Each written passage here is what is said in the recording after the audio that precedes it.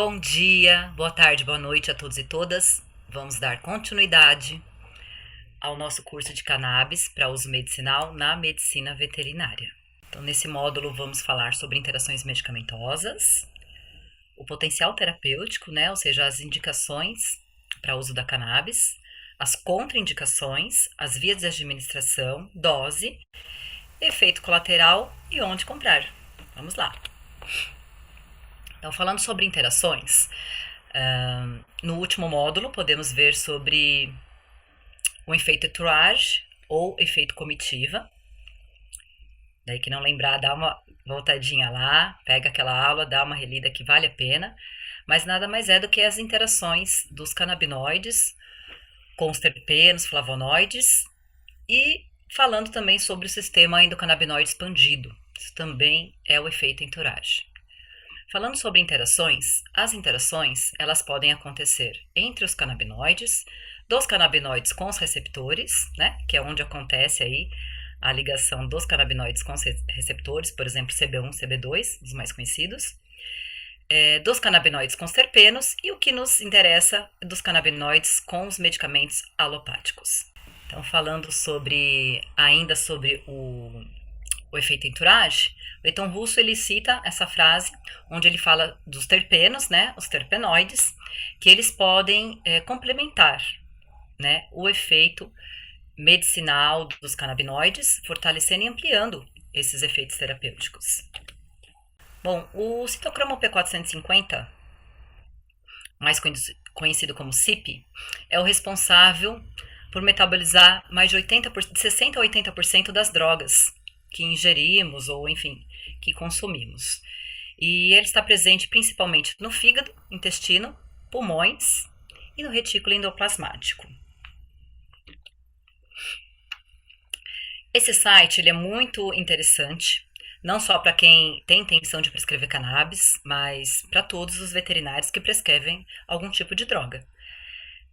Muitas vezes precisamos prescrever mais de um tipo de droga, mas não temos o hábito de ver as interações medicamentosas, o que isso pode acarretar para o nosso paciente, porque cada droga em si tem lá seus efeitos colaterais, efeitos adversos, e quando associados um ao outro, eles podem potencializar, anular ou até mesmo potencializar, anular o outro fármaco que está sendo ingerido, ou seja, que está sendo ministrado aí para o paciente. Então, não é só para cannabis, tá? Como estamos falando da cannabis, então é importante sabermos sobre as interações medicamentosas com a cannabis, porque existem, tá? Não há nenhum medicamento que não possa ser usado com a cannabis, assim diz Eitan Russo. Porém, temos que ter critério.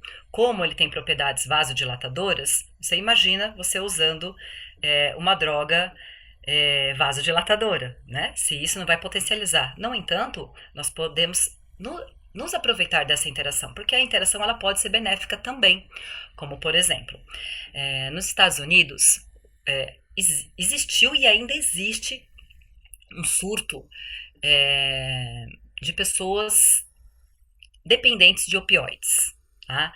Como, por exemplo, morfina, metadona, e muitas pessoas utilizam essas drogas e acabam falecendo, vindo a óbito.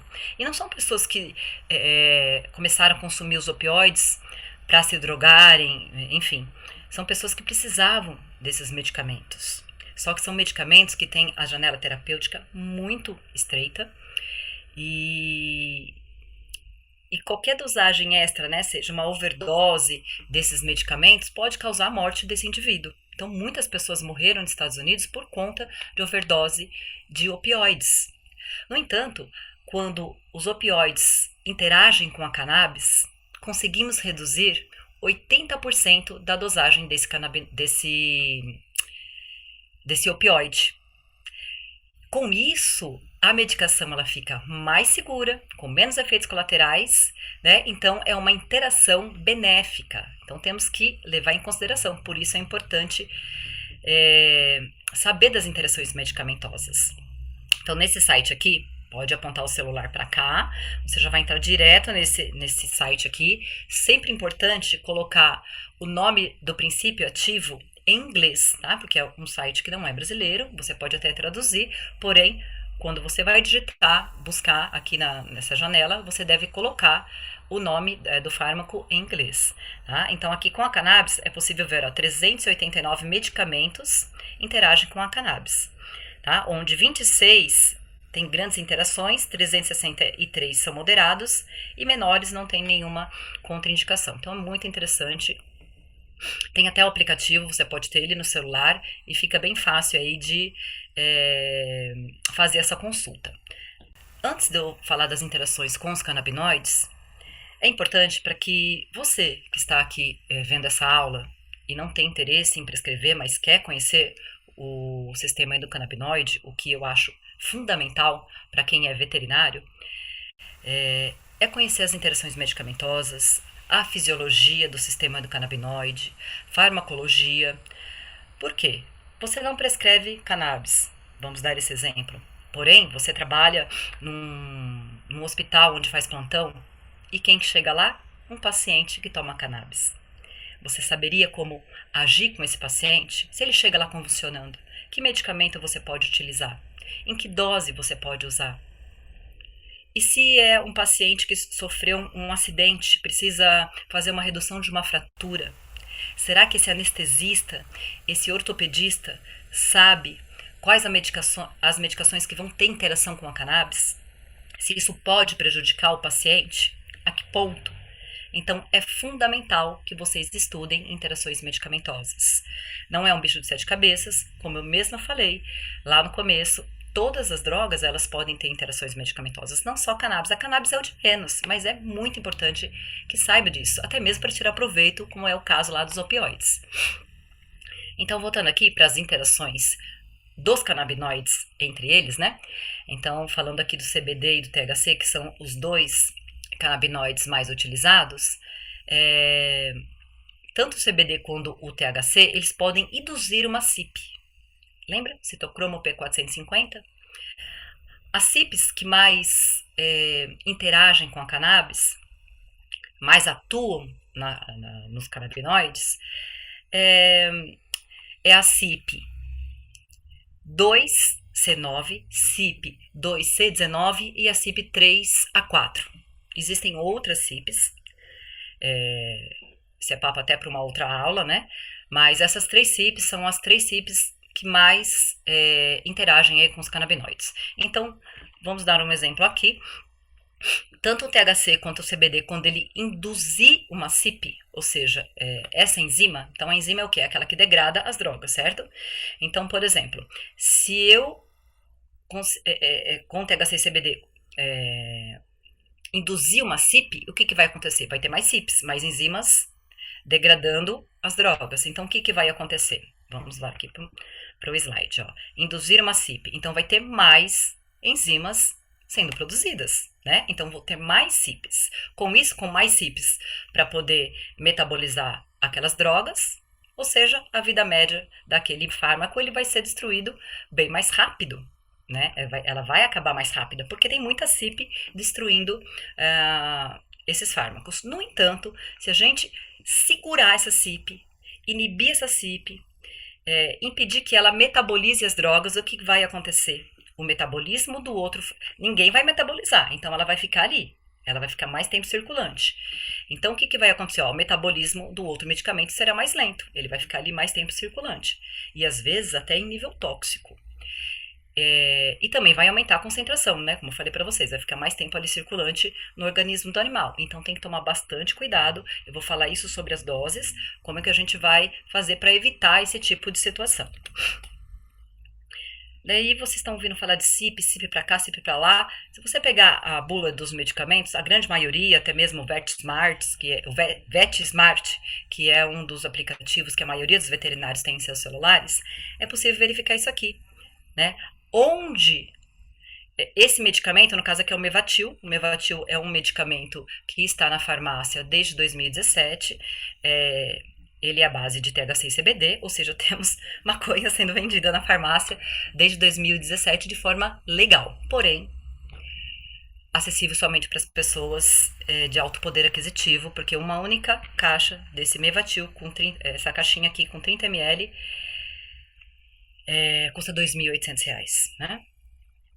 Então, na bula desses medicamentos, ou até mesmo em aplicativos, você consegue verificar, né? Ó, se o tratamento com inibidores da enzima CYP3A4, lembra que eu falei que é uma das que mais metabolizam, né? Mais interagem com os canabinoides, a CYP3A4, a C219 e a C9. Tá? Então tá falando na bula, né? Então você deve evitar alguns medicamentos. Então, se você não conseguir pegar lá o drugs.com, você consegue ver na própria bula. Aqui achei interessante deixar bem destacado esse trabalho, tá? Tem aqui a referência dele embaixo, o nome do trabalho, obviamente, e a interação dele, de canabidiol com fenobarbital. A maioria dos pacientes que eu atendo são pacientes que têm epilepsia, então eu foquei bastante no estudo dos pacientes que têm epilepsia e estudos científicos também sobre o tema, né? E indico para que vocês façam o mesmo. Lembrando, né, Paracelso diz que a diferença entre o remédio e o veneno está na dose. Então, assim, a cannabis, ela não mata. Nunca matou um ser humano e nem é possível morrer de overdose de cannabis, um ser humano. O cachorro, o gato, os animais, teoricamente existe essa possibilidade. Porém, são poucos receptores. Eu já falei isso no módulo anterior, só estou trazendo aqui para ativar a memória de vocês, que os animais eles têm receptores no cerebelo, né, que é responsável aí por controlar a questão respiratória, né, que é responsável por dar aquela parada cardiorrespiratória quando as drogas atuam ali nos receptores do cerebelo. Com os animais, é possível acontecer isso? Até é possível, mas eu só vi isso em literatura. Vocês viram lá no estudo aqui anterior, falando sobre canabidiol. Canabidiol é só o CBD, não tem um efeito entourage. Então, o que acontece? Trazendo também de outros módulos. Uma molécula isolada, para você conseguir o efeito terapêutico dele, você tem que usar uma dosagem extremamente alta. E quando você usa junto com o THC, os terpenos, os flavonoides, né, aquele efeito entourage, você consegue diminuir drasticamente a dose que você vai utilizar no seu paciente, além dos benefícios terapêuticos. Lembra lá do Ethan Russo falando sobre os terpenoides que podem aumentar o efeito terapêutico da cannabis. Então, quando você pegar um artigo e, de repente, digitar lá morte por cannabis, você vai perceber que foi feito com uma molécula isolado, não com canabidiol, mas o THC isolado.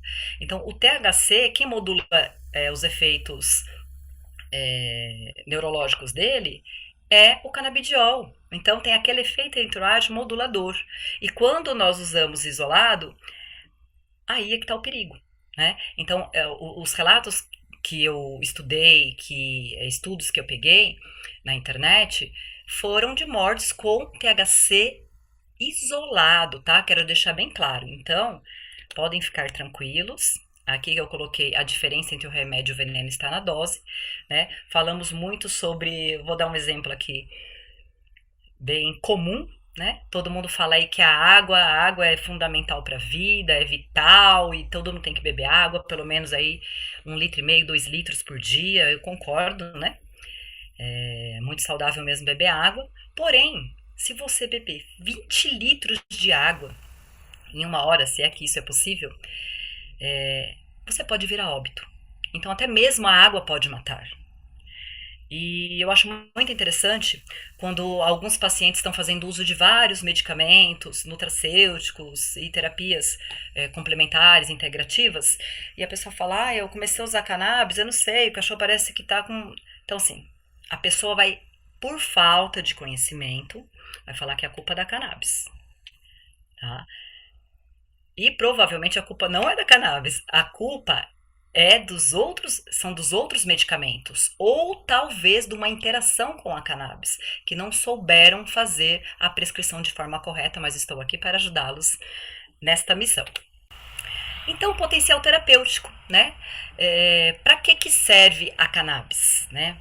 Para que tipos de enfermidades podemos utilizar a cannabis? Então, pensa na cannabis, o outro módulo também. Então, assim, olha só, para ver se vocês prestaram bastante atenção nas outras aulas, né?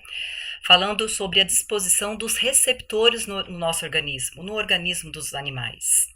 Quais são os receptores que estão em maior quantidade no cérebro, por exemplo? Lembra? CB1. No sistema imunológico, CB2. E assim por diante, vocês podem rever a aula lá e pegar esses detalhes. Mas você sabendo onde estão os receptores, se tem receptores no intestino, então serve para alguma doença intestinal. Lembrando também que a cannabis ela tem um grande potencial anti-inflamatório, imunomodulador, anti-infeccioso, antiviral, anticancerígeno. Ela tem esse potencial. As moléculas da planta têm esse potencial. Então, quando você pensa em alguma doença inflamatória, pode usar cannabis? Pode, não é panaceia.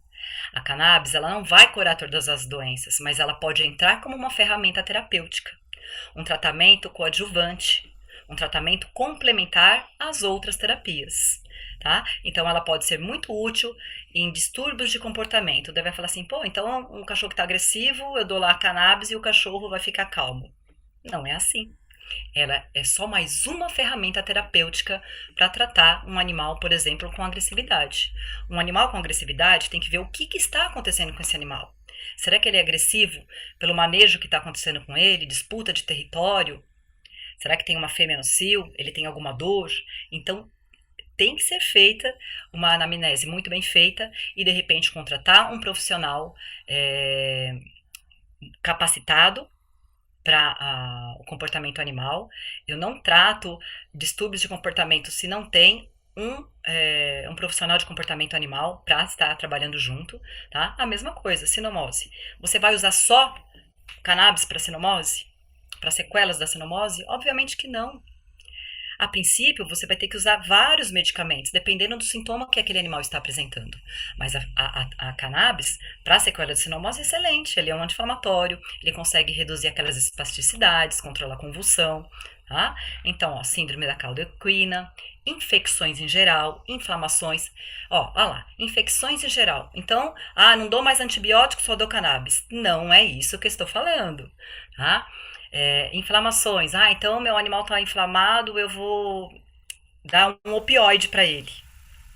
Ou não, vou tirar o opioide, vou dar só cannabis. Tá certo. O pensamento até que tá certo, mas será que funciona na prática? Será que é um animal que só com cannabis eu consigo controlar a dor dele? Será que não é uma dor oncológica? Será que não é uma dor já crônica e muito avançada? Então, às vezes, precisamos utilizar algumas drogas, como, por exemplo, os opioides, né? Que é o caso aqui das inflamações. O que eu posso fazer? Eu posso reduzir a dose desse opioide quando eu estou utilizando a cannabis. Lembra? Reduzindo os efeitos colaterais, risco de morte, enfim. Então, a cannabis, ela entra para ajudar no tratamento alopático. Tá? É possível retirar todos os alopáticos, como lá no caso da gatinha Isis? É o que todo veterinário quer, tirar todos os alopáticos e manter o animal só com a cannabis. Mas nem sempre é possível, tá, gente? Então, a cannabis, ela é usada como potencial terapêutico para essas doenças, mas não com promessa de cura. Deixe isso bem claro para os seus clientes, né? Pelos responsáveis, pelos seus pacientes. Que vocês não estão prometendo a cura. A cannabis é mais uma ferramenta terapêutica e que ajuda pra caramba. Osteopatias, anorexia e perda de apetite, né? Um dos efeitos colaterais da cannabis é a famosa larica, né? Dá fome no paciente. Então, um paciente que não está comendo direito ou que está anoréxico, quando toma cannabis, ele pode ter esse efeito colateral que é muito aí desejado para esse caso. Doenças neurodegenerativas, como por exemplo a doença cognitiva canina, né? Para todas as doenças do sistema nervoso central, podem utilizar com tranquilidade. Eu coloquei um cachorro e um gato agora, mas é só para ser um pouquinho justa, não colocar só cachorro ou só gato, mas não são doenças específicas de gatos e de cachorro, tá? Porque nem a convulsão, ela pode estar presente nos cães também. É só para ilustrar mesmo esse gatinho maravilhoso aqui. Pode ser utilizada na dor crônica, aguda também pode, mas mais utilizado na dor crônica. Porque assim, se o seu paciente sofreu um acidente, tá lá com uma fratura exposta, você pode dar cannabis? Pode dar cannabis, ela já vai atuando na questão da inflamação, modulação da dor, porém aquele animal precisa de um controle de dor bastante efetivo naquele momento. Então, de repente, um opioide é bem-vindo nessa situação, né? Então, câncer, diabetes, glaucoma. Você fala, nossa, diabetes e glaucoma? Sim, lembra que eu falei que a cannabis ela tem um grande potencial aí para diminuir a pressão? A glaucoma é o quê? Aumento da pressão intraocular. Não que não deve usar o colírio para diminuir a pressão intraocular. Deve ser utilizado sim, mas talvez você vai utilizar menos vezes ao dia, uma dose menor, talvez um período menor, junto com a cannabis. Hipertensão arterial, doença inflamatória intestinal, a FeLV, síndrome da hiperestesia felina, complexo de gengivite estomatite felina, náusea, vômito, asma, dermatopatias em geral, desordens metabólicas, obesidade. Aqui, obesidade que nada mais é do que um organismo inflamado. E a cannabis é o quê? Anti-inflamatório. Cuidados paliativos, né? Aquele paciente que já está terminal. Esses dias mesmo eu peguei esses dias mesmo não, né? Já faz um tempo. Ela faleceu esses dias. Uma cachorrinha que estava com metástase, já não queria mais andar, estava com muita dor, tomando uma batelada de remédios. E assim, praticamente sem vida a cachorrinha, né? Sem ânimo pra nada. Eu falei, não, a gente vai entrar então com a cannabis. A tutora estava ciente que não era a cura que eu estava prometendo com o tratamento da cannabis. Ela queria qualidade de vida pro final da vida da cachorrinha dela. E a cannabis pôde proporcionar isso. A cachorrinha chama Nina, uma SRD, muito bravinha por sinal, sempre foi. E essa cachorrinha, depois que começou a tomar cannabis, ela conseguiu andar, ela conseguiu comer, abanava o rabo, tava querendo morder, como ela sempre fez. E ela morreu com dignidade, né? Ela pôde comer, ela não morreu com fome, por exemplo, né? Falando sobre as contraindicações. Eu não costumo colocar como contraindicações, eu costumo colocar como cuidado. Devemos ter cuidado com alguns pacientes em específico. O principal, e que talvez eu deixaria como última opção a cannabis, seria um paciente que tem cardiomiopatia dilatada. Então você imagina aquele coração já dilatadão, não consegue contrair, você dá a cannabis que baixa ainda mais a pressão, fica mais difícil ainda para esse coração fazer a sua contração, né? Então eu estou assessorando uma veterinária que tem um cachorrinho com essa enfermidade, está tomando vários remédios, prednisolona, um monte de coisa. E ela falou, Aline, e a cannabis? Eu falei, olha, a cachorrinha tá praticamente aí, desculpa o termo, mas no bico do corvo, já tá muito próximo aí do fim da vida dela, né, uma cachorrinha. E eu falei, ela vai morrer, então que ela morra com dignidade. A cachorrinha já tinha parado de comer, ela tava drenando essa cachorra dia sim, dia não. E eu falei, vamos entrar com a cannabis. Pelo menos a cannabis aí vai dar uma morte mais digna, né? Essa cachorrinha ela vai morrer de qualquer jeito, então que ela morra pelo menos aí de barriguinha cheia, podemos dizer assim, com menos dor, menos desconforto, um pouco mais animada.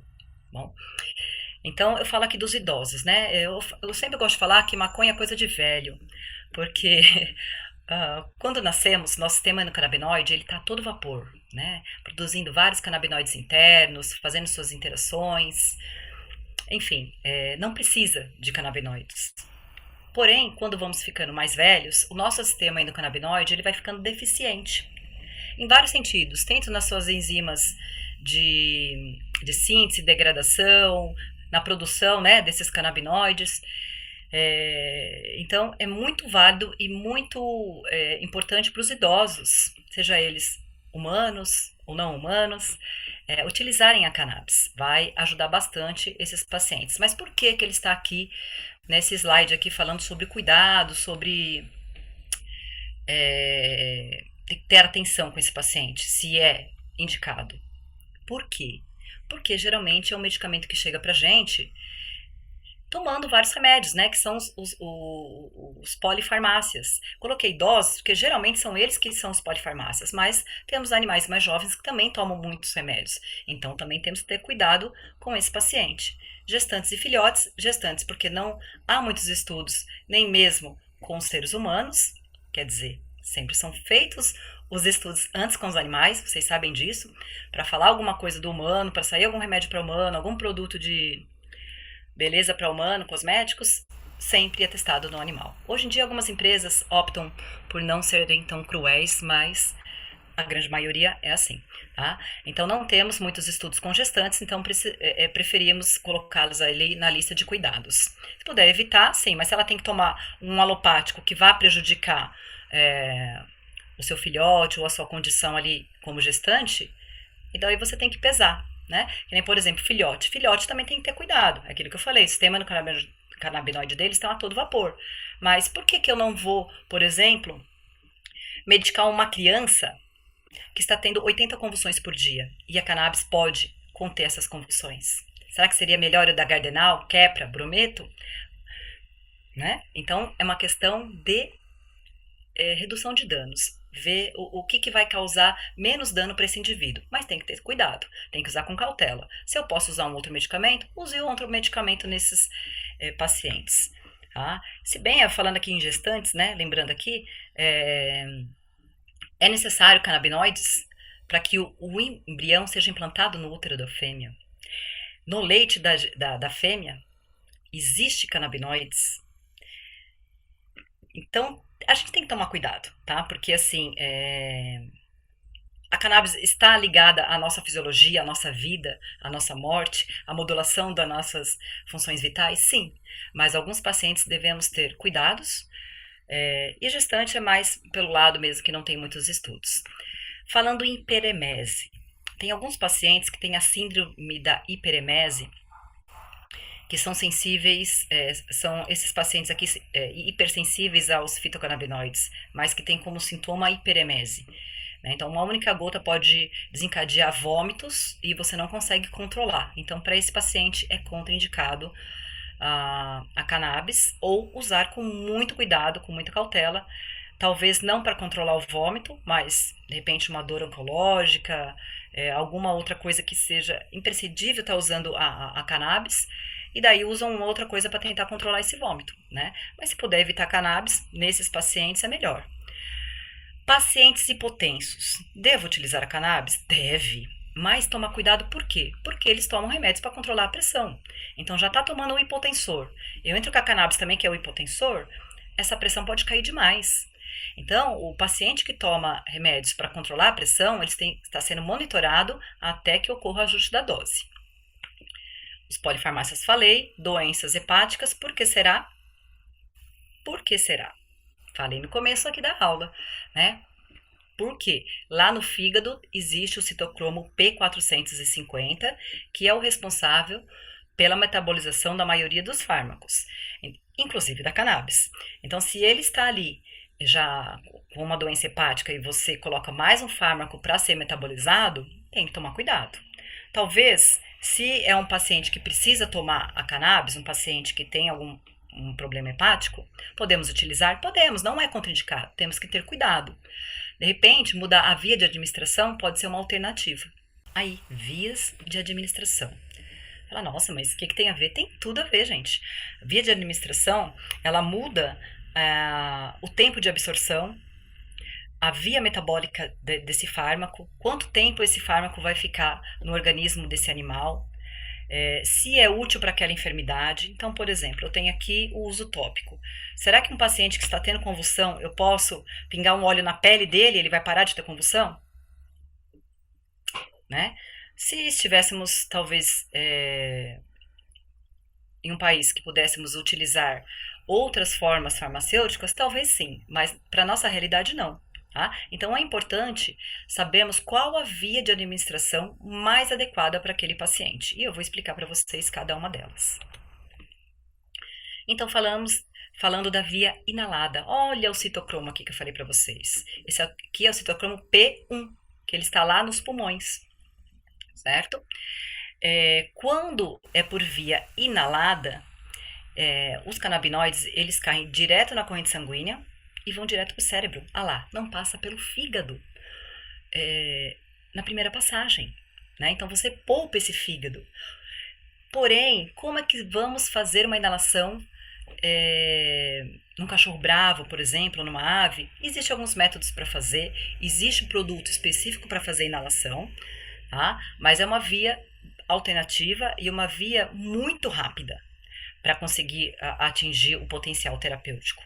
É uma via que pacientes humanos utilizam em hospitais, claro, no primeiro mundo, aqui ainda não é permitido vaporizar a erva. Então a planta mesmo, a planta ali curada já, mas sem ser transformada em óleo, a própria planta ela é colocada dentro de um aparelho e ali é controlada a temperatura, né? A gente consegue pôr a temperatura mais adequada para extrair o canabinoide mais adequado, ativar o canabinoide mais adequado, e quando esse paciente inala a fumaça dessa erva vaporizada, que está sendo descarboxilada e não queimada, que é diferente,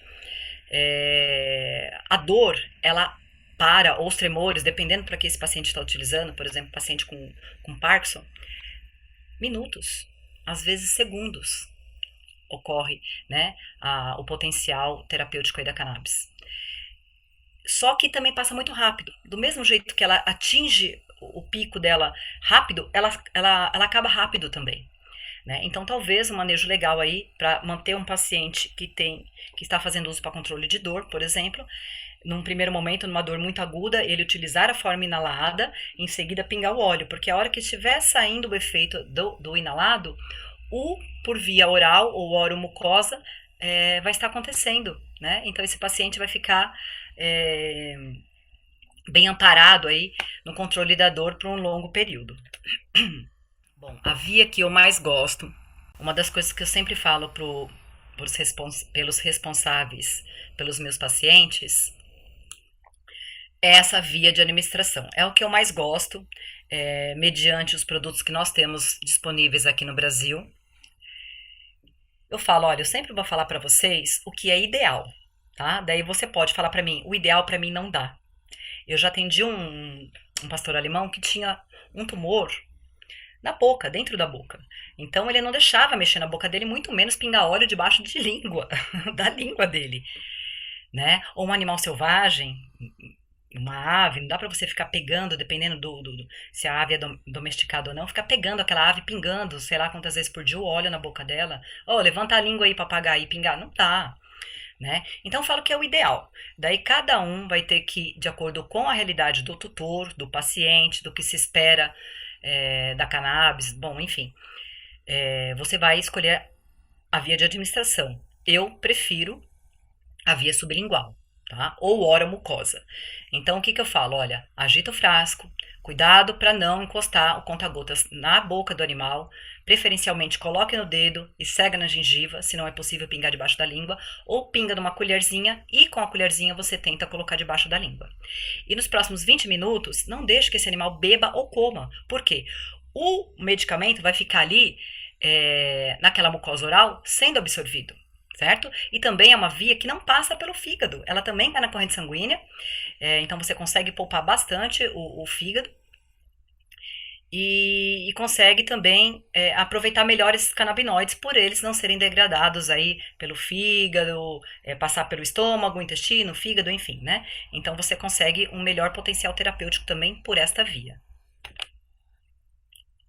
A via oral, que é o que a maioria das pessoas fazem, e não façam isso, falei para vocês aqui no slide anterior, não encostar a ponta do conta-gotas. Isso é uma coisa muito lógica, mas tem que frisar para o tutor, que ele vê essas fotos na internet, acha bonitinho o cachorro lamber, mas ele pode perder todo o frasco do óleo dele contaminando, né? Bom, enfim. Olha lá, onde vai ser metabolizado? Por que CYP, né? Por qual citocromo? O P3A. Que está lá nos intestinos, porque por via oral, o que acontece? Vai cair no estômago, vai cair no intestino, vai ser metabolizado, o delta 9 tetraidrocannabinol passa a ser delta 8 tetraidrocannabinol, então ele muda um pouco a molécula dele, e a biodisponibilidade por essa via diminui. né? Então, talvez a dose que você tenha que dar para atingir o potencial terapêutico seja maior por essa via. Tem uma colega veterinária que ela usa para a gatinha dela, e ela consegue pingar na mucosa da gata, né? Fazer a orientação que eu fiz para ela fazer com a gatinha, né? Porém, quando ela vai viajar, o marido dela não consegue medicar essa gata desta forma. Então ela pinga as gotinhas dentro de uma cápsula e assim o marido consegue medicar. Só que daí tem que aumentar a dose. Então, supondo que ela tome 2 gotas, tem que tomar 3 ou 4, dependendo da necessidade. Tá? E é uma via que demora um pouquinho mais para atingir seu potencial terapêutico, mesmo porque vai passar por toda essa via para depois cair na corrente sanguínea e assim atingir o potencial terapêutico. Tá? Ó, de 2 a 4 horas. Então, se é um paciente com dor, você imagina 4 horas para passar a dor dele? Complicado, né? Então, talvez seja interessante fazer uma inalação. Não falo vaporização porque o cachorro não tem como vaporizar, mas talvez uma inalação e em seguida já pingar o óleo para dar tempo de aliviar a dor daquele animal e depois mantê-lo sem dor por um bom período. Temos o uso tópico, como falei para vocês. Ele não atinge a corrente sanguínea, quando atinge é muito pouco, não há níveis terapêuticos. Mas é muito utilizado para dermatopatias, até mesmo cânceres. Eu sempre indico para que passe pingue, né, na lesão cancerígena ali, quando é possível, quando é por fora, né? E dermatopatias, muito interessante, pênfigo, várias dermatopatias, é muito interessante estar usando a pomada e a base de cannabis. E temos aqui a nanotecnologia, que é o meu sonho de consumo, né? Nanotecnologia. É um modo aí de modificar as moléculas, né? Ela transforma a molécula, talvez aqui não esteja muito definida, muito definidinha essa imagem, mas foi a melhor que eu consegui na internet para passar para vocês. O tamanho da molécula da cannabis, uma molécula lipossolúvel, né? Ou seja, gordurosa, oleosa. A absorção geralmente é somente 10%. A gente só consegue absorver 10%. Às vezes tem literaturas que falam um pouquinho mais. Mas quando essa molécula ela é quebrada em nanopartículas, em partículas minúsculas, eu não sei, nano, né? Minúsculas partículas, conseguimos absorver até 50%. Se diminui custo. É possível aumentar a biodisponibilidade, né? 50% a gente consegue absorver desses canabinoides. A ação da cannabis fica mais tempo dentro do nosso organismo. E também é possível utilizar ela na forma de spray. A nanotecnologia, né, quando é utilizada na cannabis, você pode colocar num spray e espirrar na pele. Desta forma, o organismo ele consegue absorver a cannabis através da pele, no formato da nanotecnologia. Então é muito interessante, mas ainda no Brasil é proibido. Mas assim, já estou ensinando vocês, porque eu tenho fé que algum dia será liberada a nanotecnologia e vai ajudar muitos pacientes com essa via de administração, essa forma farmacêutica, enfim. Agora, falando de dosificação, né? A dosificação é uma coisa que a maioria dos veterinários imediatistas querem saber. Não querem saber da história, da botânica, não querem saber do sistema endocannabinoide, interações medicamentosas, eles querem dose de CBD. Colegas me mandam mensagem no WhatsApp e me perguntam: doutora, qual que é a dose de CBD para convulsão? Daí, gentilmente e educadamente, com a educação que mamãe me deu, eu respondo: olha, uma pós-graduação de 1 ano e meio não é possível eu resumir em uma mensagem de WhatsApp. Né? Eu falei: se você não conhece do sistema endocannabinoide, o que eu sugiro é que você encaminhe um paciente para mim, assim como eu encaminho meus pacientes para endócrino, para cardio, para ortopedistas, enfim, né? É cada um no seu quadrado. Então, se você não sabe, tem que ter humildade suficiente para falar isso pro tutor e falar: olha, não é a minha área, eu vou te encaminhar pro veterinário que sabe prescrever, né? Que estudou como uma especialização. Ainda não é reconhecido no Brasil, mas não deixa de ser uma especialização. Tá? E será que é seguro? Será que é eficaz? E por onde que eu começo? Né? Então tem tudo isso, tem que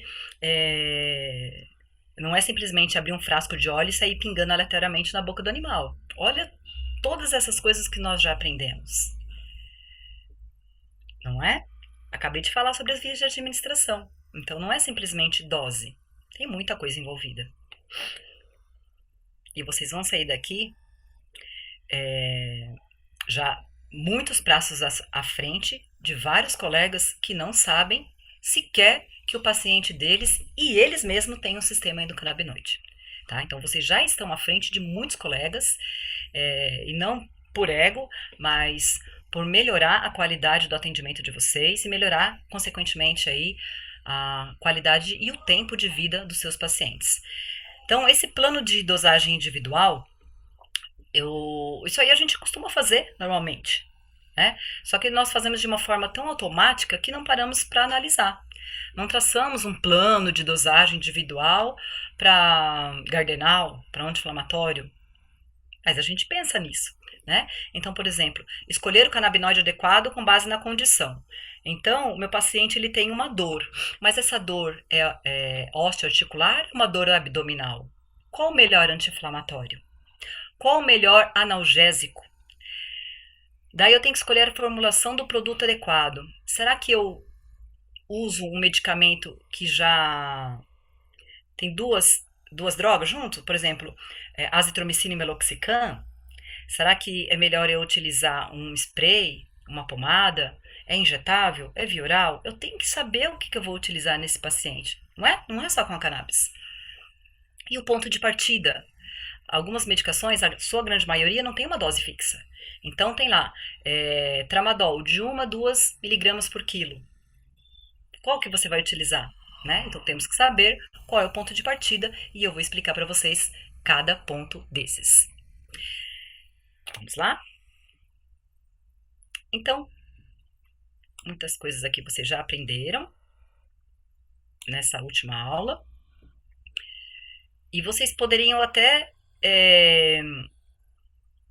já supor qual canabinoide usar para que tipo de enfermidade usar. Tá? Então, assim, a planta tem mais de 700 substâncias, mas os óleos que nós pegamos, compramos, indicamos, enfim, temos disponíveis, são óleos geralmente à base de THC e CBD. É por esses canabinoides que você vai se orientar. Tá? Então daí você começa a ver aqui, THC é analgesia, mas você olha para o lado, CBD é analgesia. THC anti-inflamatório, CBD anti-inflamatório. Então para quê? Né? É tudo a mesma coisa? Não, olha aqui. Estimulante de apetite. Já o CBD não tem essa propriedade. Suporte gastrointestinal, indutor do sono, redução da pressão intraocular, o famoso glaucoma. CBD, analgesia, antiemético, neuroprotetor, ansiolítico, antidepressivo, cardioprotetor e melhora da cicatrização de fraturas. Você vai falar, o meu paciente, então, ele precisa de um medicamento broncodilatador. Então, você vai utilizar um óleo rico ou um medicamento rico em THC. Tá? Mas se ele precisar de uma analgesia, qual que eu utilizo? E se ele é um paciente que tem convulsão, qual que eu utilizo? Depende da dose, depende da origem dessa convulsão, tá? Neoplasias, aqui ó, os dois podem ser utilizados, mas daí você tem que saber qual o tipo de neoplasia, aonde está localizada essa neoplasia, né? Será que eu não preciso utilizar, esse meu paciente não precisa que estimula aí o apetite dele? Será que ele não precisa de propriedades broncodilatadoras? Ou será que ele precisa de um medicamento ansiolítico? Então, será que seria interessante usar um alto CBD? Então, vocês têm que, primeira coisa, fazer a anamnese. Isso a gente já sabe, né? A observação, a anamnese bem feita e começar a trazer, assim, no seu plano de tratamento, de prescrição, qual canabinoide você vai utilizar. Vamos lá, não se desesperem que ainda falta muito. Então, essa tabelinha é mais uma colinha de um livro, tá aqui o nome do livro, tá? Para quem quiser. Desculpem, não ficou muito legível, mas acredito que dá para ter uma noção, né? Aqui são doenças de seres humanos, porém podemos trazer isso para a veterinária tranquilamente. Ansiedade, cachorro tem ansiedade. Cachorro também tem inflamação, depressão. Cachorro também tem Alzheimer. Não com esse nome, mas como doença cognitiva canina. Nossos pacientes também têm anorexia, dor crônica, certo? E essa tabelinha, como é que ela funciona? Então, ela está dividida aqui pelos quimiovares, né? Quimiovar, vocês lembram, né? É o que vai definir aí a quantidade dos dois canabinoides principais, CBD e THC.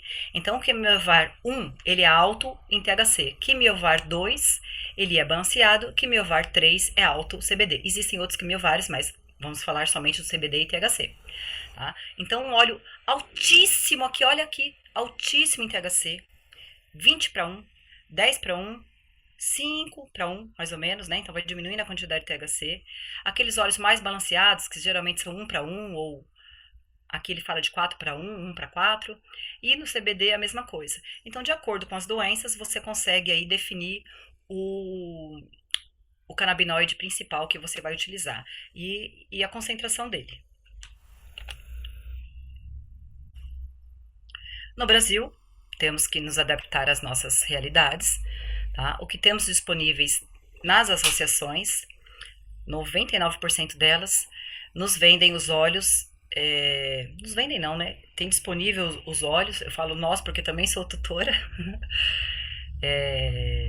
com essa apresentação, falando em porcentagem. Então temos um óleo a 1%, a 3%, a 10%, 40%, mas o que é? 40% de quê? Da resina. Que resina? É assim, falei lá para vocês que a planta que nós mais desejamos para uso medicinal é a planta fêmea. Por quê? Porque na natureza, essa planta fêmea, ela produz muita resina, que são os tricomas, aonde estão os princípios ativos da planta, os princípios ativos medicinais dessa planta.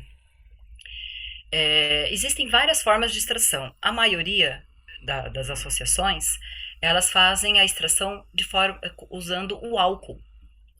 Então, pega-se a planta, coloca-se na solução aquosa. Isso é um curso de extração, tá, gente? É que eu tô falando aqui para vocês entenderem o que tem nesse 1%. Que no começo ninguém me explicava, eu tive que aprender. E eu já tô explicando isso para vocês. Então, coloca-se a flor lá. Então, você colheu a flor lá da plantinha, tirou a florzinha, que não é flor, lembra-se? Fruto patenorcárpico. Mas vamos usar o termo flor, que é o termo mais popular, mais conhecido. Então, pega a flor lá da cannabis, coloca nessa solução aquosa, agita. Então, os tricomas, que são como se fossem pequenos garrafinhas, cogumelinhos, quando você olha de longe parecem pelinhos, eles se desprendem da planta e ficam imersos nessa solução alcoólica. É feito um processo onde esse álcool ele é evaporizado e o que resta é a resina. É aqueles tricomas que estão ali já sem o álcool. Essa resina, ela é diluída em azeite. Então, por exemplo, se pegarmos 1 ml dessa resina, o que tem nessa resina? Não sabemos, depende do tipo da planta que foi utilizada. Então, é uma planta que tem maior quantidade de THC? O ideal seria que você soubesse o nome da planta, ou se você tivesse uma análise desse óleo. Daí também é possível saber a quantidade e a proporção de canabinoides. Mas quando você se extrai essa resina e não sabe o que tem ali, então é uma resina full spectrum e você não sabe a porcentagem de THC e CBD.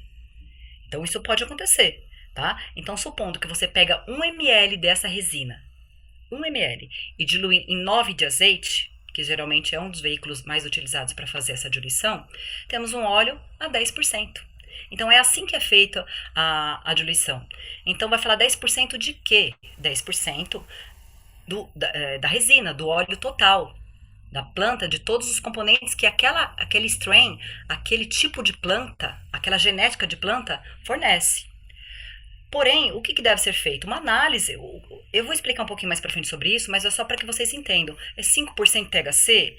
Aqui, é 5% CBD? Não, é 5% do extrato total.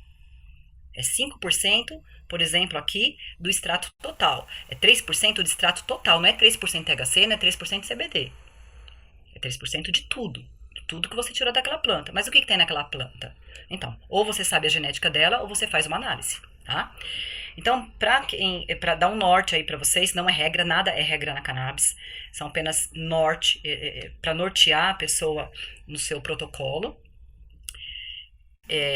porque cada indivíduo é único, cada sistema endocannabinoide, cada um tem o seu, então pode acontecer muitas variações. Então, pacientes, vou dar um exemplo, que eu já falei para vocês, inclusive, de um médico lá da SBEC, que falou, gêmeos univitelinos com convulsão, eles usam óleos diferentes. Né? Se você parar para pensar em convulsão de indivíduos do mesmo pai e mesma mãe, então vou dar o mesmo óleo, e não é. Tá? Então tem que ser atento a isso. Isso daqui que eu tô passando para vocês é para nortear vocês, para vocês saberem por onde se guiar. Então, pacientes de 1 a 2 quilos, geralmente usamos um óleo até 3%. De 5 a 10, de um óleo de 2 até 5. E de 10 a 20, óleos a mais de 5% aí de concentração. Pacientes oncológicos, a concentração é muito maior. Tá? Então, temos aqui também uma indicação terapêutica. Precisamos, lembra? Escolher a formulação adequada. Mas aí, quando sabe-se, né, a proporção dos óleos, muitas associações já têm disponível a cromatografia, a análise dos seus óleos, então é possível saber se esse óleo ele é mais rico em CBD do que THC. Então aquele óleo lá a 10%, nessa associação, que usa a cor amarela para identificar esse óleo, então temos aqui um óleo a 10%, quer dizer, temos um óleo na proporção de 10 para 1 de CBD para THC, né? Então tem 10 partes de CBD para 1 de THC, então é um óleo high CBD, é um óleo rico em CBD. Aqui seria 3 para 1, 3 de CBD para 1 de THC. Aqui um óleo equilibrado, aqui seria o contrário, seria um óleo rico em THC, aqui 3 para 1, então 3 moléculas de THC para 1 de CBD e assim por diante. Aqui é 10%, aqui é 10% não, é 10 para 1, tá? Então, um óleo, por exemplo, rosa dessa associação, a gente põe essas cores para poder, assim, o tutor ele entender melhor, tá? Então, um óleo rosa, eu sei que nessa associação é um óleo 3 para 1 alto em CBD. E a concentração que eu quero desse óleo? Desse composto, será que eu quero um óleo a 10%, 1%, 5%? Né? Então, vocês têm que saber a concentração e o tipo de formulação que vocês querem do óleo que vocês vão utilizar no seu paciente. E o ponto de partida?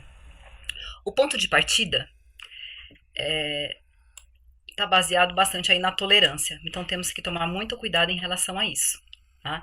Porque para achar a dose ideal, qual que é a dose ideal, né? Qual que é a dose ideal? Então, muitas vezes aí, é que quando você está estudando cannabis, você tem que desconstruir tudo que você aprendeu lá na faculdade, tá? E isso é referente também à dosificação da cannabis. Então, não temos aí miligramas por quilo para tal patologia. Não é assim, cada paciente é único, como eu falei para vocês, tá? Mas, geralmente, começamos de uma forma baixa, aumentamos de forma lenta e permanecemos baixo.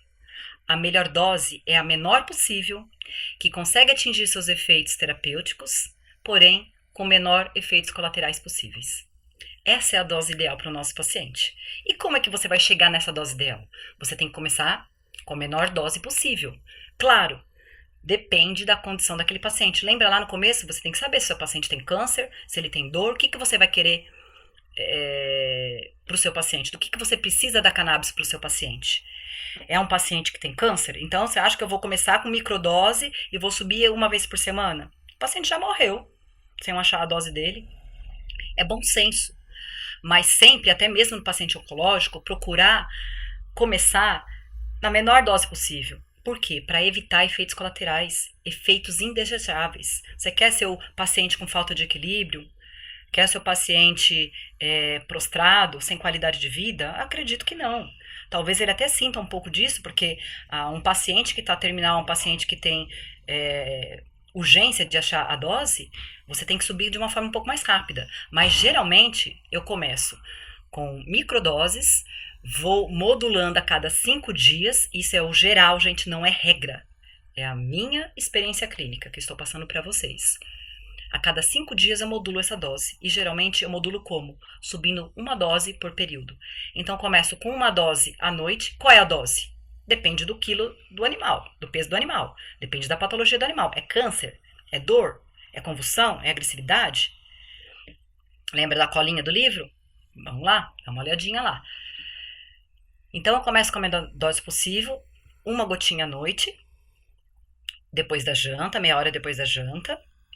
Claro, daí você vai pingar a gotinha na boca do animal, deixa ele 20, 30 minutos sem beber, sem comer, porque ele já comeu, e ele vai dormir. Passados 5 dias, você dá uma gotinha de manhã e uma gotinha à noite. Passado mais 5 dias, 2 à noite e uma de manhã. Mais 5 dias, 2 de manhã e 2 à noite. No geral é assim, mas dependendo da patologia, do que você precisa, às vezes você faz 3 vezes ao dia, 4 vezes ao dia, às vezes você aumenta essa dose de uma forma um pouco mais rápida, sempre deixando o tutor ciente dos efeitos colaterais que podem acontecer, e se isso acontecer, para de aumentar a dose, procura voltar para a dosagem anterior, que tudo vai ficar bem e os efeitos colaterais vão passar. Ah, outra coisa importante, falando de interações medicamentosas, falei que conversaria com vocês. Pensando em interações medicamentosas e que o tutor, ele muitas vezes, ele acaba sendo... podemos dizer que ele não segue muito bem o que nós orientamos, né? Então, se você fala assim, olha, você der a cannabis 1 hora antes do gardenal, ele às vezes faz 10 minutos antes. Então, é muito importante você frisar a interação medicamentosa do óleo de cannabis com o gardenal, por exemplo, que é um exemplo que eu tô dando aqui para vocês, né? Falar que, olha, isso aí pode ser muito grave, seu animal ele pode chapar, né? Ou seja, ficar muito sonado. Então, tem que fazer antes, porque a cannabis dada antes, ela que vai chegar no receptor e a segunda droga que se vire para ser metabolizada, né? Então, nós não queremos um excesso de fenobarbital na circulação do nosso animal, do nosso paciente. Então, faz a cannabis, 2 horas depois faz o gardenal ou qualquer outro alopático. Tá? Para quem gosta aí de miligramas por quilo, temos no norte aí. Tá, só para falar uma coisa, a Abrace é a única que vende aqui no Brasil, das associações, é a única que dispõe do óleo em miligramas por quilo nessa apresentação. 99% é em porcentagem. Ah, é óleo 1%, 10%. Algumas têm aí a felicidade, né, de ter algumas variedades, como eu mostrei para vocês naquele slide lá onde tinha as cores. Então, o que é microdose de CBD? Microdose de CBD é meio miligrama por quilo até menos. E macrodoses de CBD? 2 miligramas por quilo ou mais. E de THC? Olha de THC como diminui, né? É muito menor. Então, 0,05 miligramas por quilo até 1 miligrama por quilo. E a dose empírica, que geralmente o pessoal começa, é de 0,25. Aqui é microdose, tá? Mas a dose baixa é 0,25. Geralmente a gente começa com 0,25 porque se o paciente chegou até a gente, ele tem uma dor, ele tem um câncer, ele tem alguma coisa que pede uma certa urgência, controle daqueles sintomas, né? E olha aqui a dose letal. 3.000 miligramas. É de óleo full spectrum, gente? THC isolado. THC injetável, muitas vezes, tá? Isso aqui acontece a nível laboratorial. Não tem como você fazer isso pegando óleo de associação e pingando lá na boca do animal, né? Seguindo as orientações corretas, certo?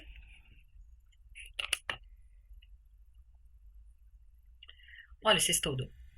Nesse estudo aqui, usaram 1 miligrama por quilo 2 vezes ao dia para osteoartrite e para convulsão refratária, ó. Mais que o dobro, 2,5 miligramas de CBD. Gente, CBD isolado, né? Os estudos, a maioria dos estudos que vocês vão pegar no exterior, dificilmente vocês vão achar um óleo full spectrum. Geralmente é óleo isolado, né? E como é que chegaram nessas doses? Foram de forma anedótica. Então, não temos muitos estudos ainda. Para quem quiser se aprofundar, tem aqui os artigos falando sobre isso, tá? Então, é de forma anedótica. Muitas vezes, o que serve para um não serve para outro, como eu falei para vocês. Essa dosificação ela tem que ser feita com muito critério, porque se acontecer desse paciente ter um efeito colateral um pouco mais grave, um pouco mais intenso, melhor dizer, o tutor pode desistir do tratamento. E aí, seu paciente não vai ser mais beneficiado com a medicina canabinoide. E de acordo com De acordo com o National Animal Supplement, no relatório de risco deles, ao longo de 10 anos, foram feitas quase 70 milhões, né? Milhões, 68 milhões, 868 mil, 368 administrações. De quê? De cânhamo. O que é cânhamo, gente? Lembra lá na uma das primeiras aulas, falando da planta? É um óleo alto em CBD, praticamente só CBD, ou até 0,3 até 0,2%, dependendo se é na América ou Estados Unidos, de THC, tá? E olha só, quase 70 milhões de administração em 10 anos, somente 131 tiveram efeitos adversos. É extremamente seguro, né? A gente está falando de segurança, indagando lá no início sobre doses, é extremamente seguro. Lembrando-se que pode acontecer também o efeito bifásico, ou seja, essa curva em U, desconstruindo do que a gente aprendeu que essa linha na alopatia ela é geralmente linear, na cannabis ela é em U invertido. Vocês vão achar dessa forma também o efeito bifásico.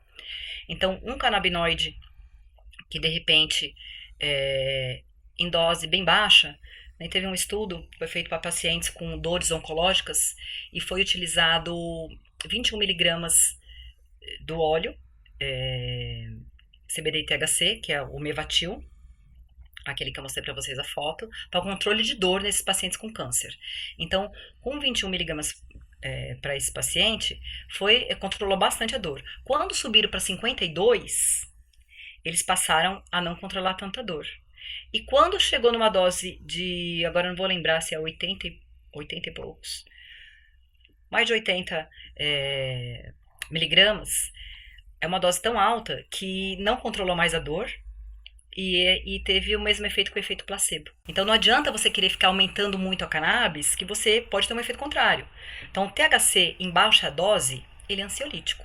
Em alta dose, ele é ansiogênico. O CBD em baixa dose, ele pode ser um estimulante. Em alta dose, ele seda.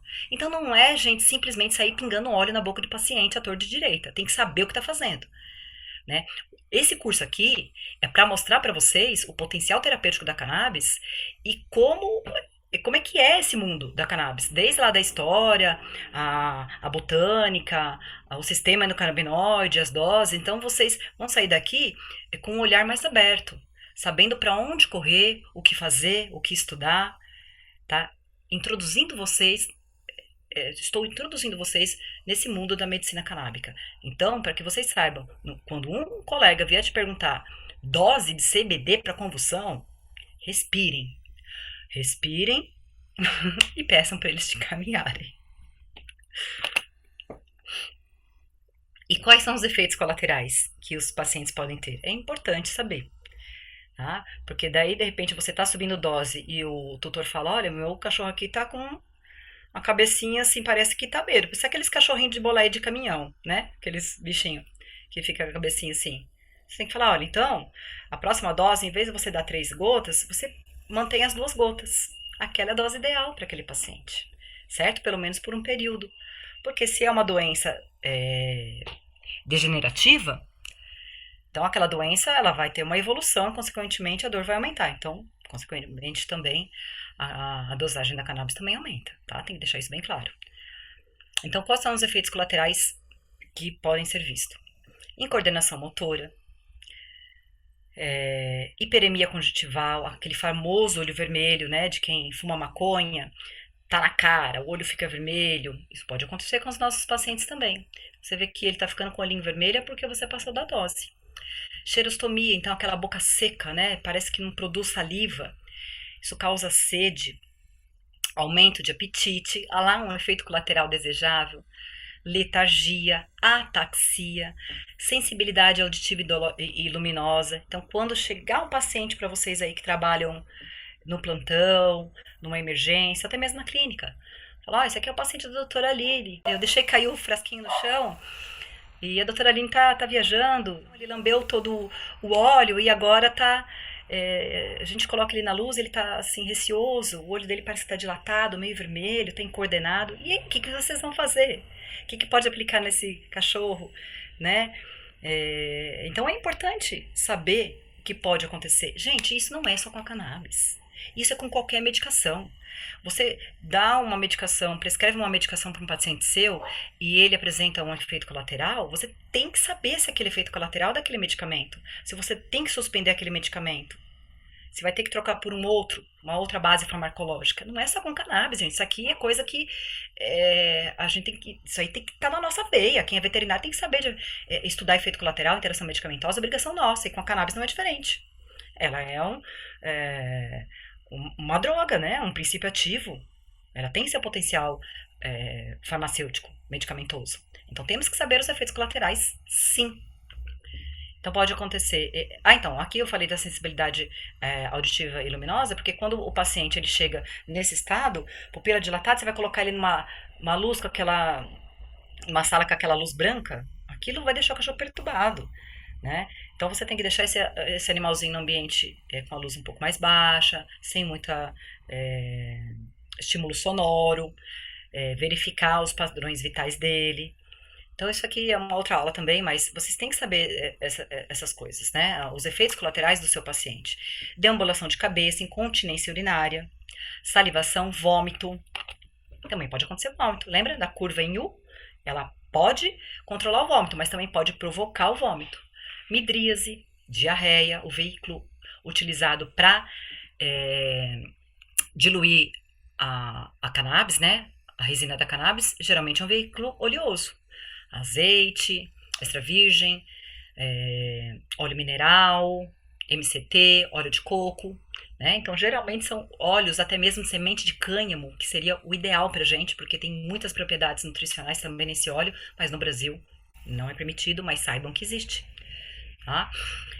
Então, pode causar diarreia, bradipneia, o coração pode bater devagarzinho, mas também, não, quer dizer, a respiração pode ficar um pouco mais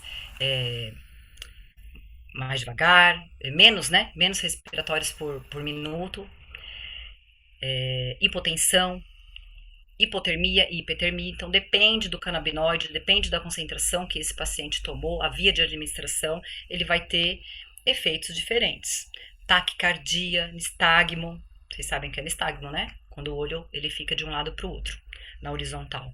Agitação ou sonolência, vocalização e até mesmo convulsão. Então, ó, o efeito em U aí. Falando da prescrição ainda, né? Na Abrace eles usam essa autorização, ela é um termo de ajuizamento. Então, se vocês forem prescrever óleo da Abrace, tem que baixar lá no site, esse formulário está lá, para quem quiser.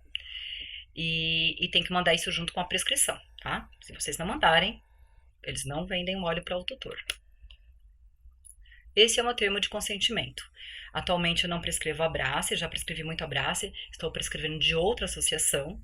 Então, sempre, como não está regulamentado ainda na veterinária a prescrição de cannabis, nós temos que ter esse termo para deixar o tutor ciente de que não está regulamentado, que não estamos prometendo cura, e ele também nos dá poder aí para utilizar a imagem dos seus animaizinhos. O direito de imagem, né? Outra coisa que o paciente vai para casa, além de todas as orientações que eu passo e alguns nutracêuticos, é o diário do paciente. Eu falo para o tutor que ele é o meu parceiro e que esse diário do paciente é a voz do animal dele. É a voz do Billy, da Hannah, é a voz do nosso paciente. Então, eu falo, olha, gente, pelo menos no comecinho, quando a gente estiver modulando a dose, depois que achar a dose, não precisa mais, tá? Mas isso aqui também é uma prova física de como esse paciente evoluiu com a cannabis. Tem a mãe de uma criança que no início lá logo antes de liberarem para vender a cannabis na farmácia, algumas mães ficaram sabendo da utilização da cannabis para o controle das crises convulsivas. E essas mães foram verdadeiras guerreiras, assim. Elas falaram, se tiver que ser taxada como traficante você, mas eu vou utilizar para o meu filho. Meu filho está utilizando um monte de remédio e não controla a convulsão. E uma dessas mães fez um diário desse para a filha. E lá pôde ser constatado que depois que começou a utilizar a cannabis, de 80 convulsões por dia, a criança passava a ter uma por semana. Né? Então, prova, assim, fundamental também, mas porque não temos regulamentação. E isso ajuda nós a dosarmos, porque não tem como falar com o tutor todo dia, gente. Então, ele deu uma gotinha aqui às 8 horas da noite e coloca aqui o que ele observou. Daí, depois de 5 dias, ele aumentou para uma gota de manhã e uma gota à noite. Como é que esse cachorrinho ficou? Olha, depois que eu aumentei uma gota de manhã, depois que eu dei uma gota de manhã e duas à noite, eu percebi que ele ficou muito sonolento. Né? Então você fala, olha, então vamos voltar. De acordo com esse diário que a senhora está me falando, ele ficou muito sonolento com essa dosagem. Então nós vamos voltar para a dosagem anterior, vai passar da uma e uma gota, uma de manhã e uma tarde, e vamos deixar aí por mais 5 dias. E se for o caso, depois de precisar, aumenta um pouquinho a dose novamente. Às vezes é só o tempo para o organismo dele se adaptar. E eu aconselho vocês, gente, nunca comecem assim, com óleo muito alto em THC, a não ser assim que seja um câncer, uma dor muito forte, mas evita usar um óleo com alto THC. Porque tem que ter muita responsabilidade para prescrever cannabis, não é brincadeira, gente, não é brincadeira. Eu sou paciente de cannabis, a minha médica me passou uma dosagem. Claro, no início você não sabe, eu já fazia o uso do óleo com outra médica, com outra associação. Ela falou, você já usa, você tá assim, assim, assado, e me passou lá uma dosagem, e que eu tomei de manhã, e eu não consegui atender. Eu tive que cancelar todas as minhas consultas, e eu não consegui atender. Baixou minha pressão, eu comecei a ficar enjoada, eu só consegui melhorar no final da tarde. Não é brincadeira isso. Imagina um médico que prescreve para um cara aí que dirige. Olha o perigo, né? Nosso paciente não vai dirigir, mas eu não quero que meu paciente se sinta mal, se sinta nauseado, pressão baixa, boca seca, confuso, né? Sem equilíbrio. Isso não é legal. Isso acontece quando a gente aumenta muito a dose do THC. Eu não sou contra o THC, olha aqui, tenho tatuado a molécula do THC no meu pulso. Eu sou super a favor do THC. Mas temos que ter responsabilidade quando fazemos o uso de um óleo high THC. Temos que ser responsáveis, temos que acompanhar esse paciente de perto, pedir para que eles entrem em contato conosco a cada 5 dias, 10 dias, 15 dias, não sei, depende da sua demanda, da sua disponibilidade, se você tem um estagiário que te ajuda, né, para poder fazer a dosificação correta. Os médicos, eles não costumam fazer isso, tá? Eles jogam lá, a consulta deles é praticamente 10 vezes o valor da nossa e tem um retorno. E nesse meio tempo aí, o doutor que se vire, né? Então nós veterinários, não tenho nada contra os médicos, assim, tenho muita gratidão a eles, mas eu nunca fui em uma consulta onde eu fui examinada da forma que eu examino um paciente meu. Nunca. Nunca. Certo?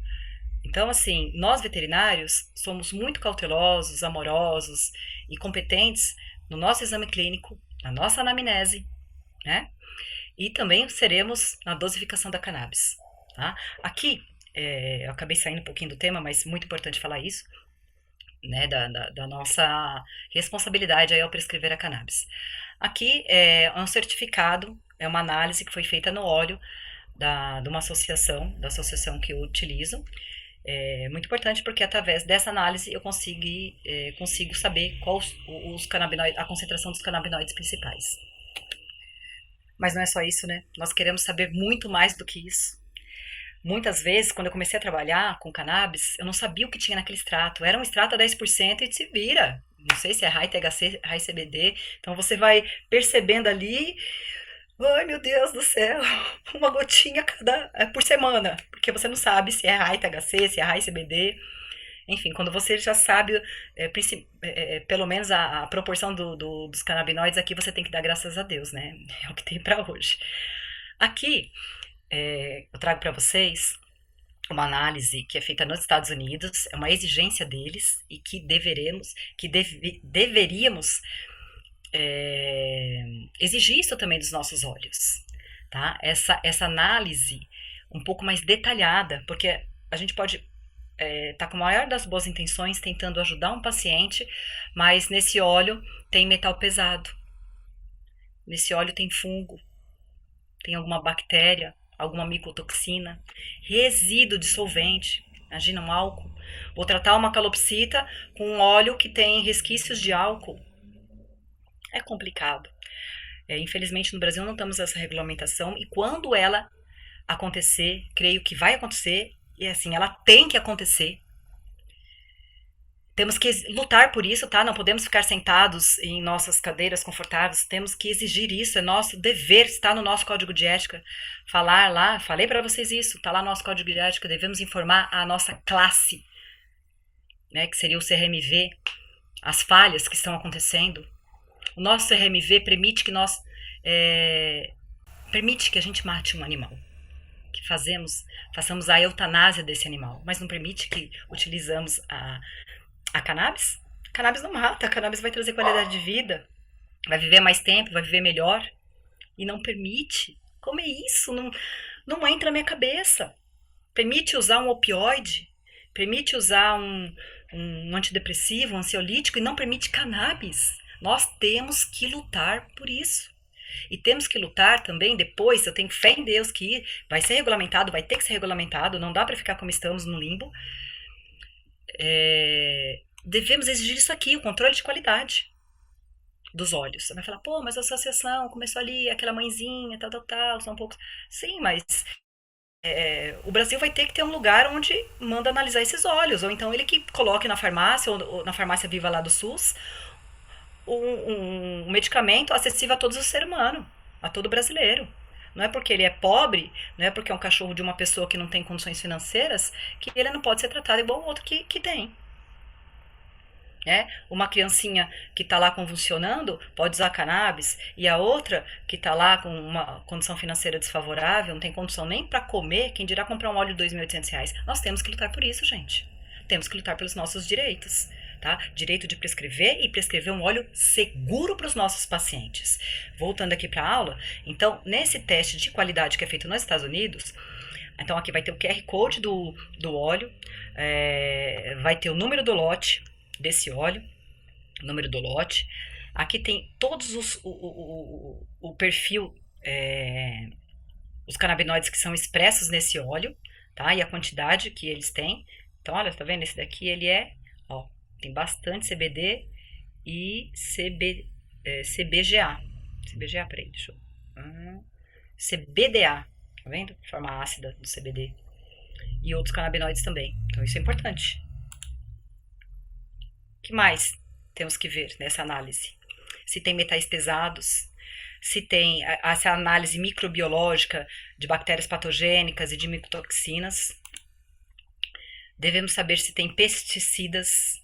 O solo, geralmente, ele é extremamente está muito contaminado, o solo brasileiro, até mesmo porque foi autorizado muitos agrotóxicos, né, pesticidas, tá liberado, isso aí pode, cannabis não. Olha só, aqui é o perfil terpênico, os terpenos que tem na amostra, e solventes, né? Resíduos de solventes. Então, tudo isso deveria ser exigido. Quando nós tivermos a nossa regulamentação, devemos exigir também a qualidade do óleo que vamos utilizar. E onde comprar? Ai, meu Deus! Isso aqui, olha, eu peguei... na cannabis tudo vai ficando desatualizado muito rápido. De uma semana para outra, as associações, elas brotam. Né? Então, tem algumas associações aqui que não vendem um óleo, tá? Eu coloquei como onde comprar, mas não são todas que vendem. Por exemplo, a SBEC é uma associação, porém ela não vende óleo, tá? A Soul Cannabis vende, a Ama-se vende, e outras, né? A Abrace vende. Eu estou trabalhando atualmente com... deixa eu pôr pra cá, que eu tirei pra ficar mais fácil para vocês visualizarem. Com a alternativa. Já trabalhei com outras associações, tem até uma listinha aqui de algumas que eu fiz com alguns colegas, né, baseada no tempo de espera do paciente, o tempo de demora que esse óleo tem para chegar na casa do tutor, o valor, se tem alguma análise, então tudo isso a gente levou em conta. E a que eu acho mais efetiva hoje é a a da alternativa, tá? Da associação alternativa é o que eu mais tenho utilizado, que é aquele slide lá que tem as cores. Então,